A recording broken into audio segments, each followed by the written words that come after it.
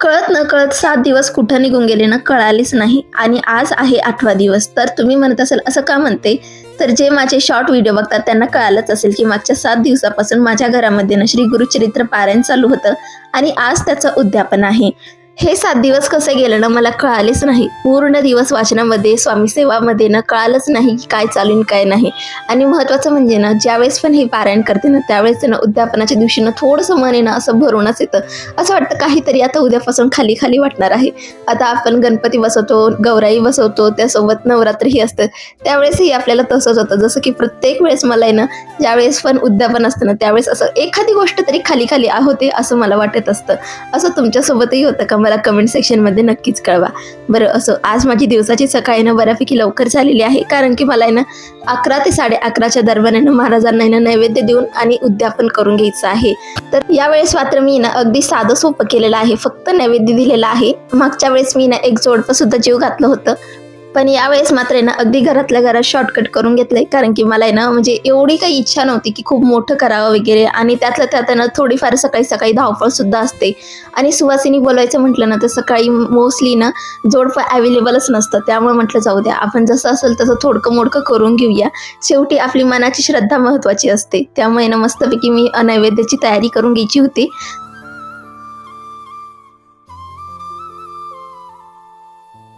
तर सकाळी उठल्यानंतर आहे ना सगळ्यात आधी मी घर स्वच्छ करून घेतलं आणि बाहेरचं अंगण सुद्धा व्यवस्थित स्वच्छ करून घेतलं होतं. आणि त्यानंतर मस्तपैकी हेअर वॉश करून आहे ना आता मी पूजा जी आहे ना रेग्युलर ती करून घेत आहे. आता बऱ्याच जणांना असं वाटलं असेल की तू एक्झॅक्ट देवघराच्या समोरच ती पूजा मांडली, ते देव अगदी कोपऱ्यात दिसल्यासारखे असे वाटतंय. पण माझ्याकडे ऑप्शन नव्हतं दुसरीकडे जागा ठेवण्यासाठी, आणि मग इथं मला थोडंसं कन्व्हिनियंट पण होतं. म्हटलं चला जाऊ दे, जिथं आहे तिथं थोडीफार ॲडजस्टमेंट करून तिथं स्वामींची मूर्ती स्थापन करून मी वाचायला बसलेले होते. आणि दुसरीकडे ठेवायचं म्हटलं ना मग दिशेचा सुद्धा प्रॉब्लेम होतो, आणि मग माझ्याकडे घरामध्ये एवढी जागा नाही आहे की मी खूप अशी भव्य दिव्य अशी पूजा मांडूया. त्यामुळे जेवढं शॉर्टकट होईल तेवढं शॉर्टकट मी हे 7 दिवस काढलेले आहेत. पण काही असो, सगळं काही सुरळीत झालंय, त्यामुळे ना मनामध्ये ना छान असं सॅटिस्फॅक्शन सुद्धा आहे. काही असो आपल्याकडून झालं हेच महत्त्वाचं आहे. नाहीतर ना आज उद्या करण्याच्या चक्करमध्ये ना मागचे 2-3 महिन्यापासून माझं हे पारायणचं खूप खंड पडलं होतं. पण ठीक आहे, काही असो, या महिन्यात झाले ना हेच खूप मोठी गोष्ट आहे माझ्यासाठी. आता पुढच्या महिन्यात बघते कधी जमेल तेही मी तुमच्यासोबत नक्कीच शेअर करेल.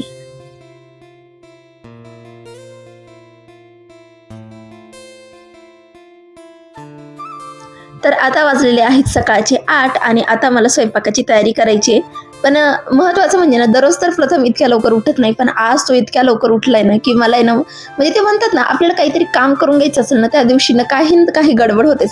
पहिल्या दिवशी असंच काहीतरी झालं, मला लवकर जाग आली नव्हती, उशीर झालता, पण ठीक आहे ते उरकलं. आणि आज पण तसंच झालंय, आज लवकर जाग आली तसंही, पण सोबत आहे ना प्रथम पण उठून गेलाय. तर त्यामुळे ना माझी थोडीशी धावपळ होणार आहे हे मला माहिती आहे, कारण की ना काही पण करायला गेलं ना तर मुलं आपली ना मध्ये मध्ये करतातच. आई हे काय आहे, मला हे पाहिजे, मला ते पाहिजे, मम्मी तू काय करते, मला हे खायचंय ते खायचंय, असे बरेचसे प्रश्न आणि त्यांचे कामं आपल्याला ना आपल्या कामांसोबत करावी लागतात. आणि त्यामुळे ना जिथे आपल्याला अर्धा तास लागायचं असतं ना तिथे आपल्याला आरामात 1 तास लागतो. बरं, काही असो, 9 वाजेपर्यंत आहे ना मला बऱ्यापैकी स्वयंपाक उरकून घ्यायचा होता. आणि पॅरलली माझं आहे ना प्रथमकडे लक्ष देऊन त्याचंही काम आवरून घ्यायचं काम चालू होतं. जसं की त्याला सकाळी उठल्यानंतर ब्रश करून घ्यायचं, त्याला दूध गरम करून द्यायचं, तर अशी काही कामं त्याचे करून घेत असते मी.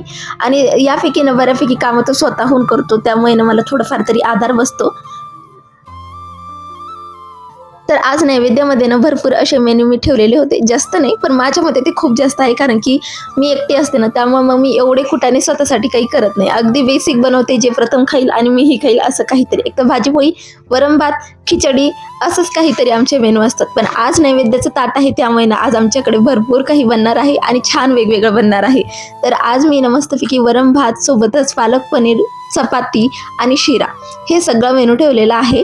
विचार तर केलता की मस्तपैकी श्रीखंड पुरीचा बेत करूया, पण नंतर म्हटलं की जाऊ द्या, खूप दिवस झाले मी सुद्धा ना असं काहीतरी मस्त असं जेवण केलेलं नाही. म्हटलं चला बनवूनच घेऊया.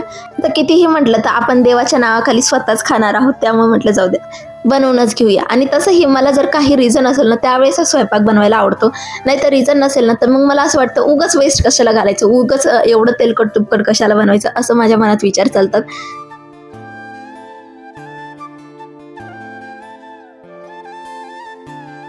तर तर 9:30 वाजेपर्यंत ना माझा बराचसा स्वयंपाक झालेला होता. पीठ भिजवून ठेवलेलं होतं, चपात्याही झालेल्या होत्या, सोबतच पालक पनीर झालेलं होतं आणि वरण भातही झालेलं होतं. फक्त मला शिरा बनवून घ्यायचा होता.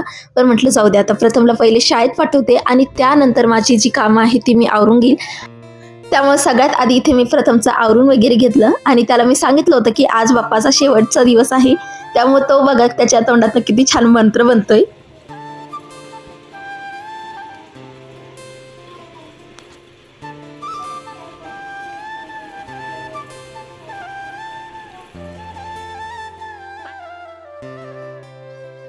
आता तुम्हाला ऐकायला आलंय का नाही मला नाही माहिती, पण तो बऱ्याचपैकी खूप छान असं गायत्री मंत्र वगैरे म्हणतो, शुभम करोती म्हणतो. तेच मी तुम्हाला ऐकवण्याचा प्रयत्न करत होते, पण त्याचा आवाजच इतका बारीक होता की म्हटलं जाऊ दे आता. पण त्याने खूप छान मंत्र म्हटले आणि त्यानंतर त्याला मस्तपैकी मी शाळेत पाठवलं आणि शाळेत पाठवल्यानंतर सगळ्यात आधी इथे मी शिरा वगैरे बनवून घेतला. आता शिरा झाल्यानंतर लगेच मला नैवेद्याचं ताट वाढून घ्यायचं होतं, तर हेच मी इथं करून घेत आहे. आणि ठरवल्याप्रमाणे तसं झालं. मेन म्हणजे 11 वाजेपर्यंत मला कसाही नैवेद्य द्यायचा होता आणि 11 वाजेपर्यंत माझं सगळं स्वयंपाक झालाय. आता मी नैवेद्याचं ताट करून घेते.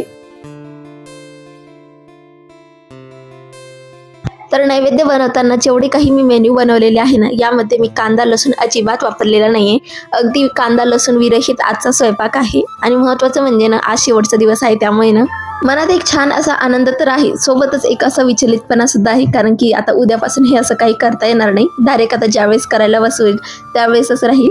पण काही असो, ज्यावेळेस पण हे पारायण चालू होते ना घरामधलं वातावरण अगदी पॉझिटिव्ह होतं आणि त्यातल्या त्यात जे एक आनंदमय वातावरण असतं ना, ते ऑटोमॅटिकच होत असतं बरं का. आता जे कोणी पण हे कंटिन्युअसली करत असतात ते मला नक्कीच रिलेट करू शकतात. आता प्रत्येकाच्या घरामध्ये नैवेद्य देण्याचा, उपवास करण्याचा, त्यानंतर पारायण करण्याचे नियम हे सगळ्यांचे वेगवेगळे असू शकतात. मीही म्हणजे माझ्या पद्धतीनं जसं मला माहिती आहे तसं केलेलं आहे. मी तुम्हाला पुढे सांगेलच. आणि महत्त्वाचं म्हणजे आता कुठे कुठे 3 नैवेद्याचं ताट देतात, कुठे कुठे 2 देतात, कुठे 4 किंवा कुठे कुठे 5 असतात. आता मी हे 5 ताट कशासाठी आणि कोणाकोणासाठी हे केलेले आहेत ना, हे मी तुम्हाला पुढे व्हिडिओमध्ये सांगतेच. पण आता सगळ्यात आधी मी हे जे नैवेद्य आहे ते महाराजांना देते आणि माझं पारायणाचं उद्यापन करून घेते.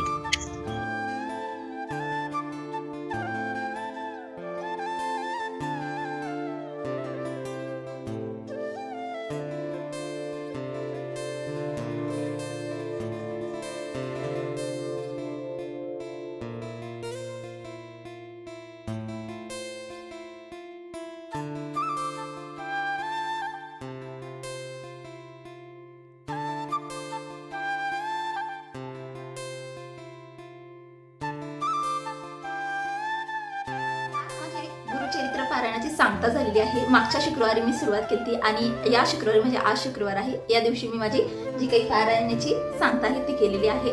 यावेळेस मात्र मी खूप म्हणजे खूप मोठं असं काही केलं नाही. जे मी लास्ट टाइम केलं ना गुरुचरित्र पारायण, त्यावेळेस मी तुमच्यासोबत शेअर केलं की मी जोडपं जेवायला घातलं होतं वगैरे, भरपूर काही नैवेद्य वगैरे सगळं परफेक्ट केलं.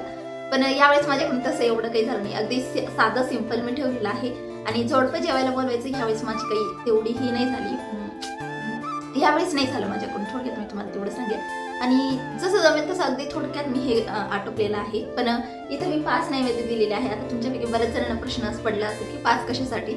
एक कुलदेवतेचा असतो, एक स्वामींचा असतो, एक ग्रंथांचा असतो, एक देवघरातील हे जे असतात देव त्यांच्यासाठी आणि एक गाईसाठी ठेवलेला आहे.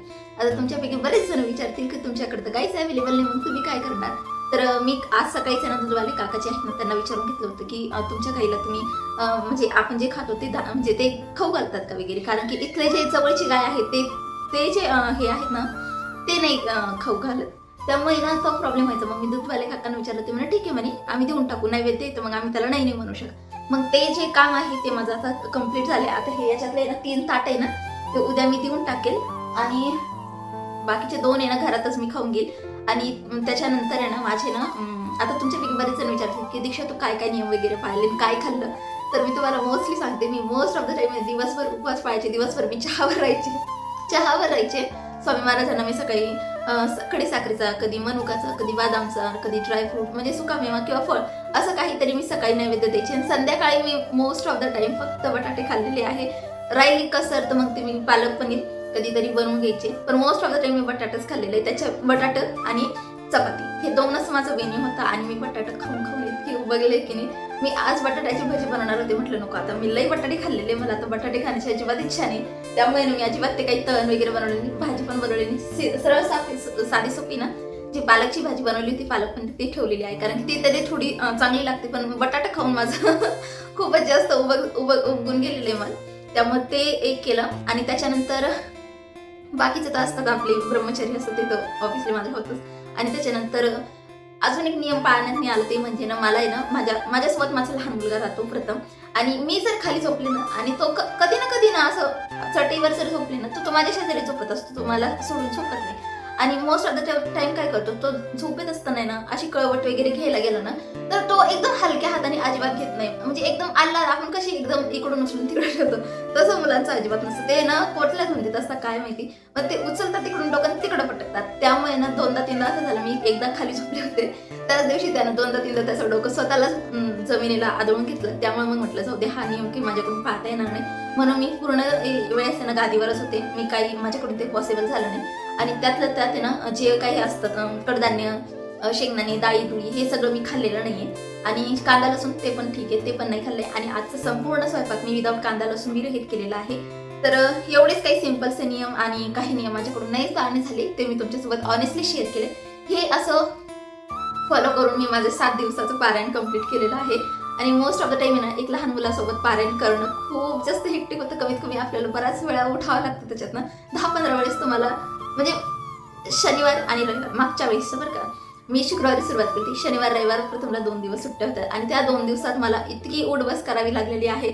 आणि एक्झॅक्टली पहिले 2-3 दिवस असतात ना, तेच खूप मोठे मोठे असतात. आणि त्यावेळेसच प्रथम सुट्टीवर होता, त्यावेळेस माझी खूप जास्त परेशानी झाली. पण ठीक आहे, सगळं काही जे आहे ते एकदम परफेक्टली झालेलं आहे. आणि आज सांगता सुद्धा झाली, सगळं जसं तसं झालंय. मागच्या वेळेस मी गुरुचरित्र पारायणाची सांगता संध्याकाळी केली, पण यावेळेस मात्र मी ना सकाळीच करून घेतले. म्हणजे 11 वाजेपर्यंत मी महाराजांना नैवेद्य वगैरे देऊन टाकला होता. आणि त्यानंतर मग मात्र आता तुमच्यासोबत मी बोलते की हे काय काय केलं, कसं केलं. तर कसं वाटलं तुम्हाला आजचा व्हिडिओ, मला नक्कीच कमेंटमध्ये सांगा बरं का. चला तर मग आजचा व्लॉग मी इथंच संपवते. आपण भेटूया अजून एका इंटरेस्टिंग ब्लॉगसह. तोपर्यंत तुम्ही चॅनलला नवीन असाल किंवा सबस्क्राईब केलं नसेल तर पटकन सबस्क्राईब करून घ्या. भेटूयात नेक्स्ट ब्लॉगसह.